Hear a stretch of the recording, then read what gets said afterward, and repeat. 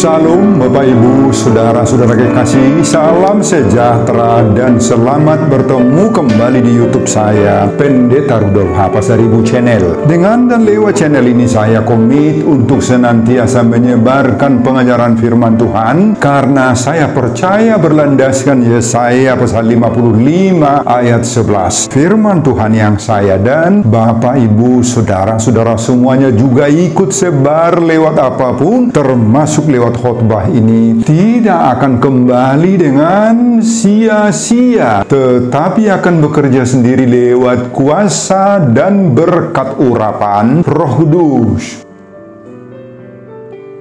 Mari Bapak Ibu Saudara-saudara semuanya, saya ajak membantu saya menyebarkan pengajaran firman Tuhan. Khotbah di ibadah Minggu memperingati turunnya Roh Kudus Pentakosta 8 Juni 2025, terambil dari Injil Yohanes pasal 14 ayat 15 sampai 26 dan epistel dari kitab Joel pasal 2 ayat 28 sampai 32, diikat oleh topik atau tema peran Roh Kudus dalam hidup orang percaya. Dalam bahasa Batak Toba ditulis, ulaon ni todi porbadia di ngolu ni akana porsea. Saya baca untuk kita, simaklah pembacaan firman Tuhan berikut ini. Judul perikop Yohanes pasal 14 ayat 15 sampai 31. Yesus menjanjikan penghibur. Khotbah kita dari ayat 15 sampai 26. Jikalau kamu mengasihi aku, kamu akan menuruti segala perintahku. Aku akan minta kepada Bapa, dan Ia akan memberikan kepadamu seorang penolong yang lain, supaya Ia menyertai kamu selama-lamanya, yaitu Roh kebenaran. Dunia tidak dapat menerima Dia, sebab dunia tidak melihat Dia dan tidak mengenal Dia, tetapi kamu mengenal Dia, sebab Ia menyertai kamu dan akan diam di dalam kamu. Aku tidak akan meninggalkan kamu sebagai yatim piatu. Aku datang kembali kepadamu. Tinggal sesaat lagi dan dunia tidak akan melihat aku lagi, tetapi kamu melihat aku, sebab aku hidup dan kamu pun akan hidup. Pada waktu itulah kamu akan tahu bahwa aku di dalam Bapa-Ku, dan kamu di dalam aku,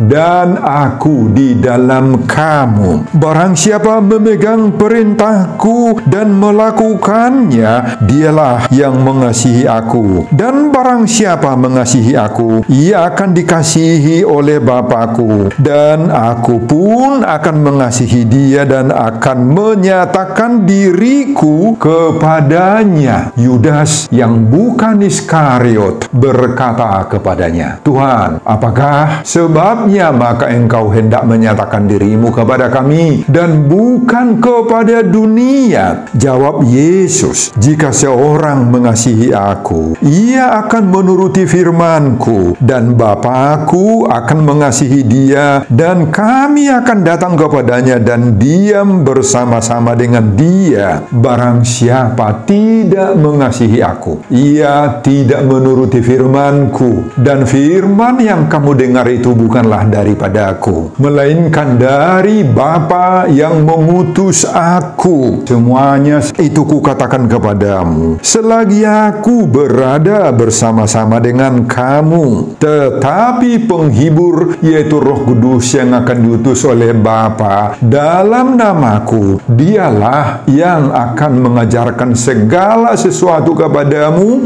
dan akan mengingatkan kamu akan semua yang telah kukatakan kepadamu. Nah, Bapak Ibu dan Saudara-saudara, demikianlah nats khotbah kita di ibadah Minggu memperingati turunnya Roh Kudus Pentakosta 8 Juni 2025, dihubungkan dengan topik Minggu peran Roh Kudus dalam hidup orang percaya. Ulaun itu di porbadia di ngolu ni akana porsea. Nah, Bapak Ibu dan Saudara-saudara, pada Minggu 8 Juni 2025 kita merayakan satu pesta besar besar dan penting dalam agama Kristen, yakni turunnya Roh Kudus yang kita sebut Pentakosta. Nah, apa dan di mana kebesaran serta pentingnya perayaan pesta Pentakosta ini? Kalau pada pesta perayaan Natal kita memestakan Allah yang lahir sebagai manusia biasa di kandang domba Betlehem, Allah turun dari sorga dan bertubuh manusia, yakni Yesus Kristus. Kemudian pada pesta perayaan Paskah kebangkitan Yesus dari kematian, kita merayakan bahwa Allah yang bertubuh manusia, yakni Yesus Kristus itu mengalami berbagai-bagai penderitaan, siksaan hingga mati, tetapi bangkit kembali mengalahkan kematian. Nah, pada pesta kenaikan Tuhan Yesus ke sorga di hari Kamis 40 hari sesudah kebangkitan atau 10 hari sebelum Pentakosta, kita merayakan Yesus duduk di sebelah kanan Allah. Nah, sebutan sebelah kanan Allah menunjuk kepada kembalinya Yesus, kepada keberadaan dan kemuliaannya di sorga. Nah, sekarang di perayaan turunnya Roh Kudus atau yang kita sebut dengan Pentakosta, apa yang kita rayakan lagi? Allah dalam diri Roh Kudus sendiri tidak hanya sekedar turun dan dicurahkan ke dunia, tetapi justru berdiam, tinggal bersama kita. Allah bekerja, Allah berkarya, berbuat di dalam diri orang percaya lewat pekerjaan Roh Kudus. Hidup atau daging atau tubuh kita manusia ini, yakni orang-orang percaya itu, dijadikannya baitnya, joroni debata, tempat tinggal Allah sendiri. Jadi hidup kita, rumah kita, gereja kita lah yang menjadi bait Allah, tempat tinggal dari Roh Kudus saat ini. Itu sebabnya Paulus menulis dalam 1 Korintus pasal 3 ayat 16, tidak tahukah kamu bahwa kamu adalah bait Allah dan bahwa Roh Allah diam di dalam kamu. Nah, pada ayat 17c selanjutnya, Paulus mengatakan di sana, sebab bait Allah adalah kudus dan bait Allah itu ialah kamu. Nah, inilah yang menjadi renungan awal bagi kita saat memperingati turunnya Roh Kudus ini. Renungan pertama, bagaimana? Apakah Roh Kudus itu sudah bertempat tinggal, sudah berdiam di dalam diri kita orang-orang percaya, orang-orang Kristen saat ini? Ini menjadi renungan dan pertanyaan bagi kita masing-masing. Apa hidup kita sudah benar-benar mau dipimpin, dituntun, dibimbing oleh Roh Kudus dalam hidup kita sehari-hari? Nah, kalau memang sudah, maka kehadiran Roh Kudus itu akan membuahkan bagi kita buah-buah roh sebagaimana Galatia pasal 5 ayat 22. Kemudian renungan kedua di awal khotbah ini, kalau kita memestakan turunnya Roh Kudus, maka kita sedang memestakan apa? Memperingati kelahiran gereja. Sejak perayaan turunnya Roh Kudus atau Pentakosta inilah Bapak Ibu, gereja Tuhan hadir di tengah-tengah dunia ini. Sejak peristiwa Pentakosta ini, misi Tuhan yang diemban oleh para murid berlangsung mulai dari Yerusalem, Judea, Samaria hingga ke ujung bumi. Sebagaimana Kisah Rasul pasal 1 ayat 8. Mari kita lihat perikop khotbah kita, Yohanes pasal 14 ayat 15 sampai 26. Pada ayat 16 ditulis, aku akan minta kepada Bapa dan Ia akan memberikan kepadamu seorang penolong yang lain supaya Ia menyertai kamu selama-lamanya. Nah, Roh Kudus itu disebut di sini penolong atau penghibur, dari bahasa Yunani parakletos. Kemudian pada ayat 18 ditulis, aku tidak akan meninggalkan kamu sebagai yatim piatu.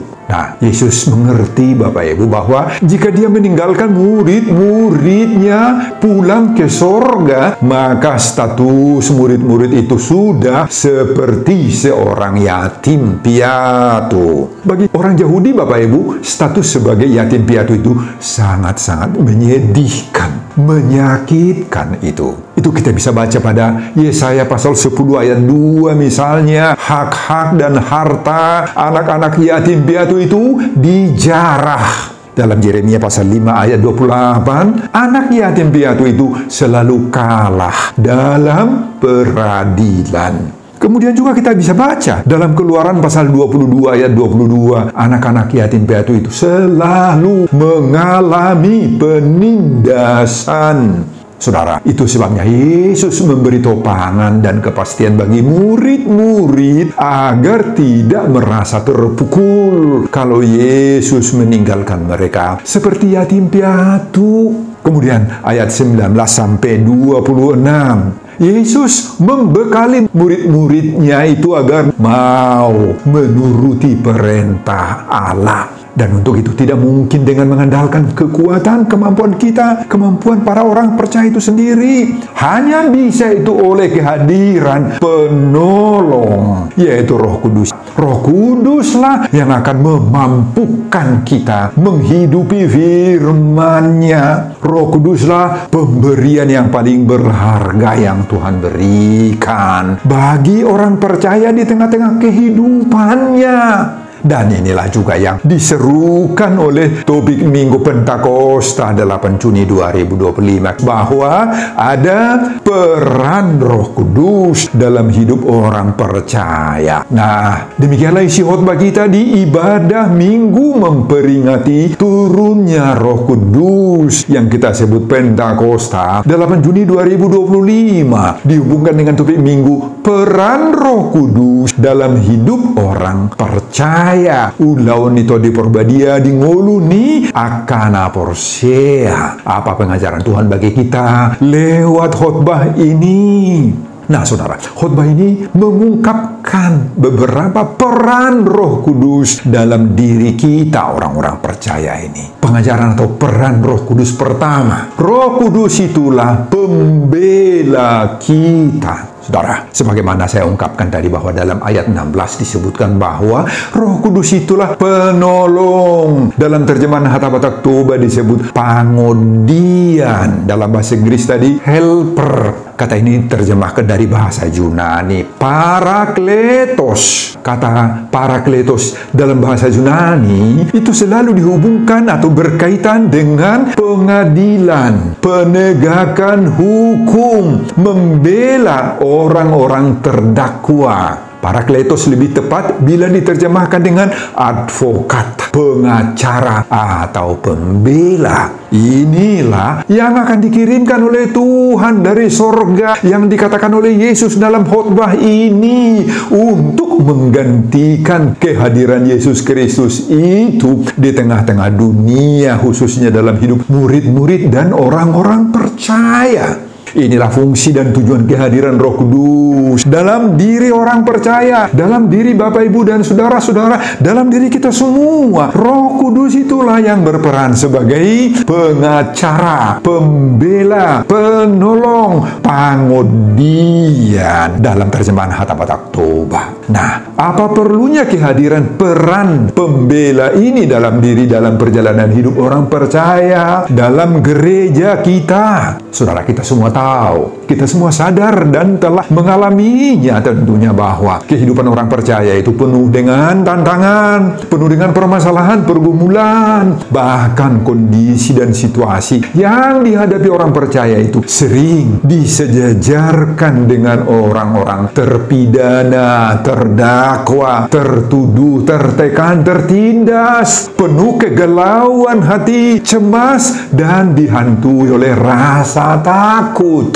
Nah, Bapak, banyak yang membuat kita cemas, mengalami rasa takut. seperti orang tertindas, tertuduh. Banyak. Nah, dalam keadaan seperti itulah hidup kita tidak pernah dibiarkan oleh Tuhan sendirian. Dan dipasobu-sobu de bata hita Bapak Ibu akan aporsion kurianai. Dan dipasobu ada Parakletos, pembela agung bagi kita. Nah, pembela agung inilah pengacara kita, pembela kita, yang memberi kita hikmat, kemampuan, hikmat dalam menghadapi segala tekanan-tekanan hidup dan berbagai-bagai kemelut yang mencemaskan itu. Roh Kudus inilah yang memberi kita jalan keluar di saat kita tiba di jalan-jalan buntu, sehingga tidak akan putus asa dan medeli behita Bapak Ibu. Roh Kudus inilah yang menjadi power, kuasa dan atau otoritas yang memutar turbin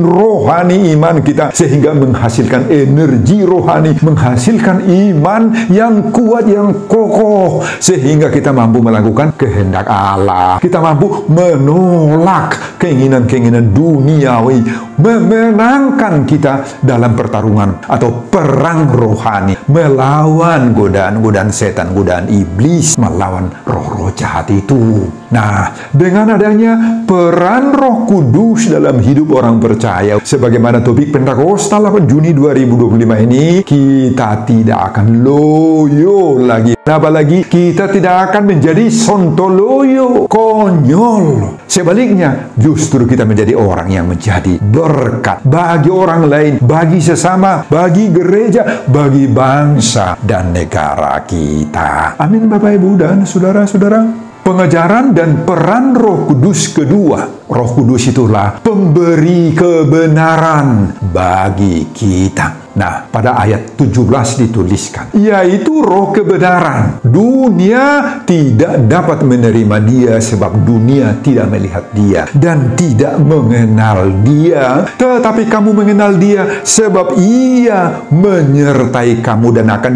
diam di dalam kamu. Nah, Bapak Ibu dan saudara-saudara, apa hakikat kebenaran itu? Pada masyarakat Gerika atau Yunani, pikiran, akal budi, otak, dan logika berpikir manusia lah, serta pengajaran-pengajaran filsafatlah yang menjadi kebenaran. Segala yang bertentangan dengan pikiran, dengan logika, akal budi, atau filsafat yang sudah mereka terima dari para filsuf ternama ditolak. Pengajaran-pengajaran yang bertentangan dengan logika manusia seperti peranan Roh Kudus, adanya sorga, Yesus yang naik ke sorga, ini tidak bisa diterima sebagai kebenaran dan ditolak sama sekali. Bagi orang Roma, maka perintah atau titah sang penguasa atau kaisarlah yang menjadi kebenaran. Apapun yang sudah diperintahkan kaisar itu harus dilakukan, dikerjakan, dan tidak bisa ditolak. Nah, demikian juga bagi orang Yahudi saat itu. Taurat, tradisi nenek moyang mereka lah yang menjadi kebenaran. Apapun yang bertentangan dengan hukum, dengan Taurat, dengan patik-patik, mereka anggap itu sebagai dosa.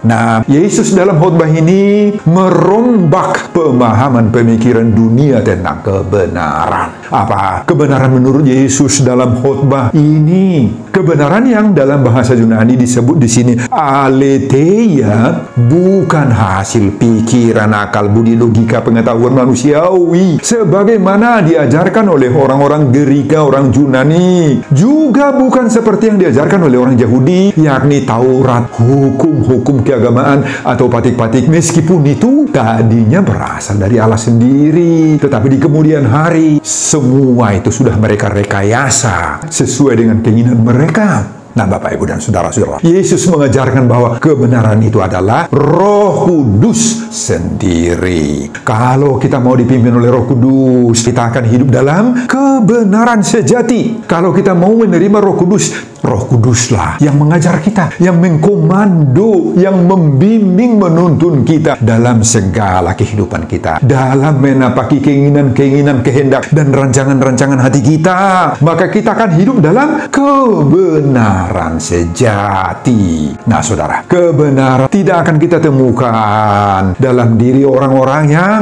menolak Roh Kudus, yang tidak menerima Roh Kudus, yang Roh Kudus tidak ada dalam dirinya. Kalau di dalam diri mereka Roh Kudus tidak tinggal, tidak akan ada kebenaran itu, Bapak Ibu. Nah, peran Roh Kudus dalam hidup orang percaya, sebagaimana topik Minggu Pentakosta 8 Juni 2025 ini, sangat-sangat urgen sekali untuk membentuk diri kita menjadi orang-orang yang hidup dengan benar di hadapan Tuhan. Pengejaran dan peran Roh Kudus ketiga. Roh Kudus itulah pendamping bagi kita. Saudara, itulah yang dikatakan oleh Yesus pada ayat 18 tadi. Aku tidak akan meninggalkan kamu sebagai yatim piatu. Saudara, sebagaimana sudah saya jelaskan tadi di awal khotbah ini, bahwa status sebagai yatim piatu bagi banyak masyarakat, terutama bagi orang Yahudi, merupakan kondisi pahit, tertindas, tidak ada yang membela mereka, tidak ada damai sejahtera dalam diri mereka, tidak ada yang melindungi, mendampingi mereka. Itulah keadaan yatim piatu. Semua orang selalu menjauhi dan bahkan memusuhi para yatim piatu ini. Banyak yang berusaha merampas hak milik mereka, peninggalan orang tua mereka. Makanya para yatim piatu ini, Bapak Ibu, selalu mengalami korban pelecehan, korban ketidakadilan, dan perbuatan jahat. Nah, saudara, Yesus merasa bahwa sepeninggalnya kelak, maka murid-murid dan orang-orang yang percaya kepadanya itu bisa saja merasa diri bahwa mereka seperti sudah yatim piatu. Tetapi Yesus memberi garansi sekarang bagi para murid, bagi orang-orang percaya, bahkan bagi kita sendiri juga pada masa ini, bahwa Yesus tidak akan membiarkan, mengizinkan murid-murid dan orang percaya itu seperti yatim piatu.